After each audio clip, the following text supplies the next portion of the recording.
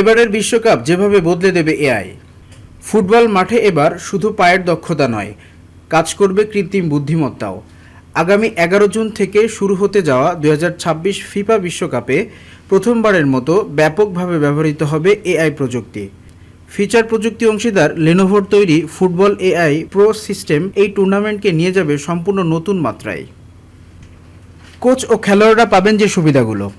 Football AI pro system feature শত কোটি data point বিশ্লেষণ করতে পারে এবং 2000-এরও বেশি ফুটবল সংক্রান্ত ম্যাট্রিক্স প্রক্রিয়া করতে সক্ষম।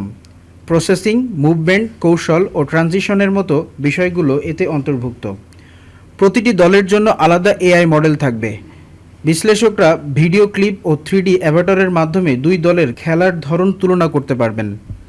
কোচরা দেখতে পাবেন তাদের কৌশলগত পরিবর্তন আসন্ন প্রতিপক্ষের বিরুদ্ধে কতটা কার্যকর হবে। খেলোয়াড়রা পাবেন ব্যক্তিগতকৃত ম্যাচ বিশ্লেষণ, যা মাঠে তাদের একটা বাড়তি সুবিধা দিবে। সিস্টেমটি তার ফলাফল টেক্সট ব্যাখ্যা, চার্ট বা ছোট ভিডিও ক্লিপের আকারে উপস্থাপন করে। ধনী দলের একচেটিয়া সুবিধা কমাবে এআই।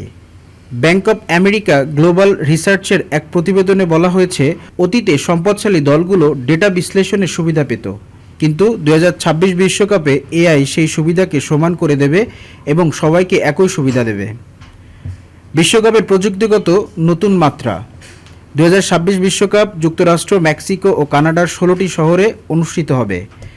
এবার থাকছে 48টি দল ও 104টি ম্যাচ। খেলোয়াড়দের মাত্র 1 সেকেন্ডে ডিজিটাল স্ক্যান করে সঠিক 3D ভার্সন তৈরি করা হবে, যা কৌশল বিশ্লেষণে ব্যবহৃত হবে।